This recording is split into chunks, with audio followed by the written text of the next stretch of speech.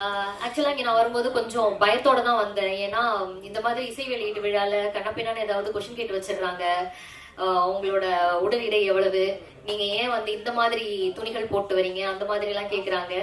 எனக்கு ரொம்ப பயமா இருந்துச்சு. ஃபர்ஸ்ட் ஆஃப் ஆல் நான் வந்து பேச சொல்லும் போது நம்ம கிட்ட ஏதாவது எக்கு தப்பா கேட்டு வச்சுட்டாங்கன்னா என்ன பண்றது அப்படின்னு. ஏன்னா இந்த ஊடக நண்பர்கள், பத்திரிகை நண்பர்கள் எல்லாருமே, நாங்க எல்லாருமே வந்துட்டு நம்ம எல்லாருமே ஒன்னோடு ஒண்ணு தொடர்புல இருக்கோம் அப்படின்னு தான் நான் சொல்லுவேன். நீங்க இல்லாம நாங்க இல்ல, நாங்க இல்லாம நீங்க இல்ல, எல்லாருமே டிபெண்டன்ட்ல தான் இருக்கோம். சோ பட சம்பந்தமா என்ன கேள்வி வேணாலும் கேளுங்க. நாங்க எல்லாருமே பதில் சொல்றதுக்கு ரெடியா இருக்கோம்.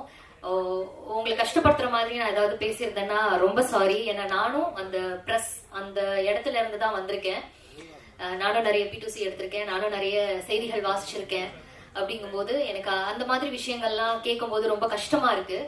ஸோ இந்த நெல்லை பாய்ஸ் படத்துக்கு உங்களால முடிஞ்ச சப்போர்ட்டை கொடுங்க. ஏன்னா ஆட்டோகிராஃப் படத்தோட ரீரிலீஸ்ல வந்து சேரன் சார் சொல்லியிருந்தாங்க, அவங்களோட படம் வந்து ஃபர்ஸ்ட் 3 நாள் வந்து பெருசா எதுவும் ரீச் ஆகல, விகடன்ல வந்து எழுதினாங்க, அது எழுதினதுக்கு அப்புறம் ஹவுஸ்ஃபுல்லா இருந்துச்சு அப்படின்னு சொல்லிட்டு. ஸோ பத்திரிகையாளர்கள், ஊடக நண்பர்கள் தான் வந்து எங்களோட பெரிய பலமே. சப்போர்ட் பண்ணுங்க, நெல்லை பாய்ஸ்க்கு வெற்றி அடைய வைங்க. சார் பேசினதுக்கு அப்புறம் நாங்கெல்லாம் பேசுறது அவ்வளோ சிறப்பா இருக்குமான்னு எனக்கு தெரியல. ஏன்னா சாரோட ஸ்பீச் அவ்வளோ வெறித்தனமா இருந்துச்சு. எனக்கு இன்னொரு விஷயம் நான் சொல்லணும். இந்த ஒரே ஸ்டேஜ்ல வந்து சிறுத்தையும் புலியையும் ஒன்னா உட்கார வச்சிருந்தோம். எனக்கு ரொம்ப சந்தோஷமா இருந்துச்சு. கொஞ்சம் அரசியலுமே வந்துட்டு எனக்கு ஒரு பிடிச்ச களம் தான். ஏன்னா நம்ம நியூஸ் டிபார்ட்மெண்ட்ல இருந்ததுனால அரசியல் செய்திகள் நிறைய வாசிச்சு அந்த அரசியல் களத்துல சார் பேசும்போது அப்படியே யோசிச்சுட்டு உட்கார்ந்துருக்கேன், என்னென்னலாம் இருக்கு, எப்படி அழகா சம்மந்தப்படுத்தி கோர்வையில பேசுறாங்க அப்படின்னு சொல்லிட்டு. ரொம்ப நன்றி சார். அண்ட் இவ்வளோ நேரம் தாமதமாயுமே பேச ஆரம்பிச்சோன்னே இவ்வளோ என்னோட பேச்சுக்கு கொஞ்சம் மதிப்பு கொடுத்து இவ்வளோ அழகா பொறுமையா உட்கார்ந்து கேட்ட எல்லாருக்குமே ரொம்ப நன்றி. இங்க இருக்க எல்லாருக்குமே இனிய மாலை வணக்கம். எல்லாரும் சொன்ன மாதிரி ரொம்ப லேட் ஆயிடுச்சு, அதனால நான் என்னோட உரையை ரொம்ப சுருக்கமா முடிச்சிடுறேன். இங்க மேடையில இருக்கிற லோக்சபா MP புரட்சி தமிழர் நம்மளோட தொல் திருமாவளவன் சார் அவர்கள், நான் ரொம்ப பார்த்து வியந்திருக்கேன் அவங்களோட பேச்செல்லாம். நான் வந்து நியூஸ் டிபார்ட்மெண்ட்ல இருக்கும்போது இவங்களை பத்தி நிறைய நியூஸ் படிச்சிருக்கேன். ஸோ அப்பல இருந்து எந்த ஒரு அரசியல் தலைவர்களும் பார்க்கும்பொழுது ஒரு ஒரு என்ன சொல்றது, ஒரு அட்மயர் ஒரு திங் வரும்ல, அவங்கள நேர்ல பார்க்கும்போது எனக்கு அப்படி இருந்துச்சு.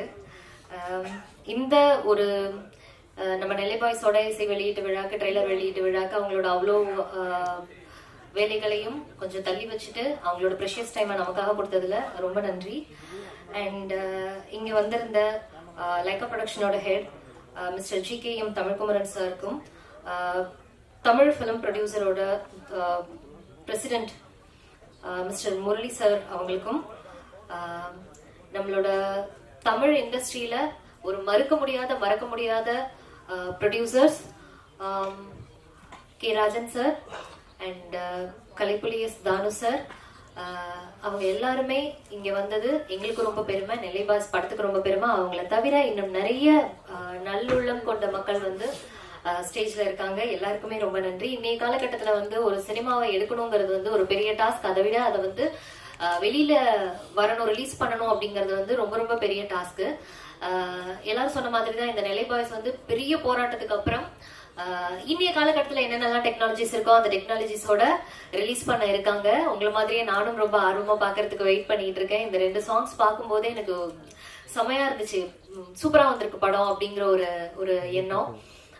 இவ்வளோ போராட்டத்தை தாண்டி இந்த படத்தை வெற்றிகரமா வெளியில கொண்டு வந்து மக்கள் கிட்ட கொண்டு போய் சேர்க்கிற எங்களோட ப்ரொடியூசர் ராஜா சாருக்கு நான் ரொம்ப பெரிய நன்றி தெரிவிச்சுக்கிறேன். ஏன்னா எந்த ஒரு ப்ராடக்ட்டுமே வந்து வெளியில வந்து மக்கள் பார்த்தாதான் அந்த ப்ராடக்ட்டுக்கு வேல்யூ அப்படிங்கறதுனால. அதுக்கப்புறம் எங்களெல்லாம் ரொம்ப அழகா இயக்குன எங்களோட இயக்குனர், ரொம்ப நன்றி கமல்ஜி. அதுக்கப்புறம் என்னோட ஒர்க் பண்ண கோ ஆர்டிஸ்ட், என்னோட க்ரூ எல்லாருக்குமே ரொம்ப நன்றி. ரொம்ப அழகா வந்து மியூசிக் போட்டிருக்காங்க மியூசிக் டைரக்டர் அண்ட் நம்மளோட லிரிசிஸ்ட் அவங்களுக்குமே, மதன் குமார் அவங்களுக்குமே ரொம்ப பெரிய நன்றி. எந்த ஒரு டைரக்டருமே வந்துட்டு ஒரு கதை ஒரு கான்செப்ட் எடுத்துட்டு போகும்போது அந்த கதையை வந்துட்டு ஒரு காம்ப்ரமைசேஷன் இல்லாம அவங்க எடுத்துட்டு போன கதையை அப்படியே வெளியில விடுறாங்க அப்படிங்கும்போது தான் அந்த டைரக்டருக்கு வெற்றின்னு நான் நினைக்கிறேன். அதை வந்து கமல்ஜி பண்ணியிருக்காங்க அப்படின்னு நான் யோசிக்கிறேன். ஸோ கமல் சார், உங்களுக்கு இன்னும் இன்னும் இன்னும் நீங்க நிறைய படங்கள் பண்ணணும், நிறைய புது முகங்களை வச்சு பண்ணணும். இன்னொரு ஒரு சின்ன ரெக்வஸ்ட், நான் ப்ரொடியூசர் கவுன்சிலுக்கு நான் ஒரு சின்ன ரெக்வஸ்ட் வைக்கிறேன். நான் நிறைய படத்துக்கு ஆடிஷன்ஸ்க்கு போயிருக்கேன். அப்ப என்கிட்ட சொல்ற விஷயம் என்னன்னா, ராஜா சார் வந்து ஃபர்ஸ்டே சொன்னாங்க, பாண்டியன் ஸ்டோர்ஸ்ல வந்து நீங்க ஹேமாவை பார்த்திருப்பீங்க அப்படின்னு சொல்லிட்டு. நாங்கெல்லாம் வந்து ஆடிஷன் போகும்போது என்ன சொல்லுவாங்கன்னா, சீரியல் ஆர்டிஸ்ட் தானே நீங்க அப்படின்னு சொல்லிட்டு ஒரு ஒரு கேட்டகரிஸ் ஒன்று வச்சிருப்பாங்க. அந்த கேட்டகரிஸ் கீழே இருக்கிற கேரக்டர்ஸ் தான் வந்துட்டு எங்களுக்கு கொடுப்பாங்க. எனக்கு அந்த ஒரு மனத்தோய்வனால நான் வந்து படமே நடிக்க கூடாது இனிமே அப்படின்ற ஒரு ஒரு ஒரு தாட்டுக்கு வந்து சரி சீரியல் எனக்கு போதும், இதுலயே நான் போயினா இருந்துக்கிறேன் அப்படிங்கிற மாதிரி ஒரு நிலைக்கு தள்ளப்பட்டேன்னு தான் சொல்லணும். நிறைய நல்ல ஆர்டிஸ்ட் இருக்காங்க, சீரியல்ல நடிக்கிற ஆர்டிஸ்டுமே நிறைய நல்ல ஆர்டிஸ்ட் இருக்காங்க. என்னை பொறுத்த வரைக்கும் ஆர்டிஸ்ட் பட ஆர்டிஸ்ட் சீரியல் ஆர்டிஸ்ட்னு கிடையாது, எல்லாமே ஒரே ஆர்டிஸ்ட் தான் நான் நினைக்கிறேன். தயவு செஞ்சு சீரியல்ல நடிக்கிறவங்களையும் படத்துக்கு வாய்ப்பு கொடுங்க அப்படின்னு நான் கேட்டுக்கிறேன் இந்த நேரத்துல. அண்ட் இங்க இருக்கிற பத்திரிகை ஊடக நண்பர்கள் எல்லாருக்குமே ரொம்ப நன்றி.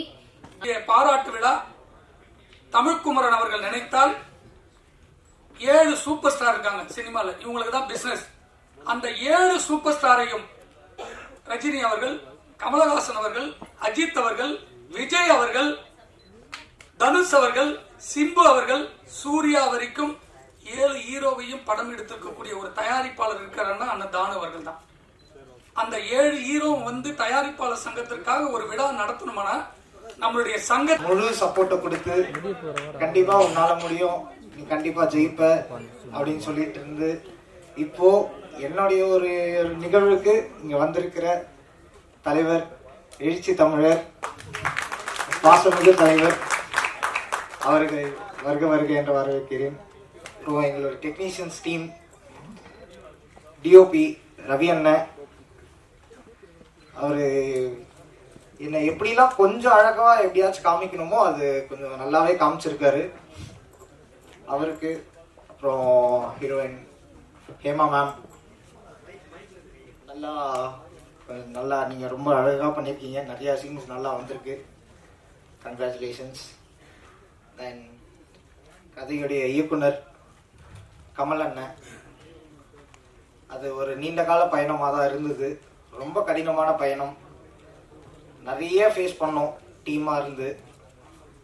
கடைசியில் எங்களை எல்லாரையுமே கரெக்டாக மோல்ட் பண்ணி ராஜா அண்ணன் எவ்வளோலாம் உங்களால் என்ன பண்ண முடியுமோ நீங்கள் பண்ணுங்கள், நான் இருக்கேன் இங்கே உங்களை புஷ் பண்ணுறதுக்கு அப்படின்னு சொல்லி எங்களை ரொம்ப அழகாக புஷ் பண்ணி ஒரு நல்ல அவுட், ஒரு நல்ல ஒரு ஃபினிஷிங்கை கொடுத்துருக்காரு.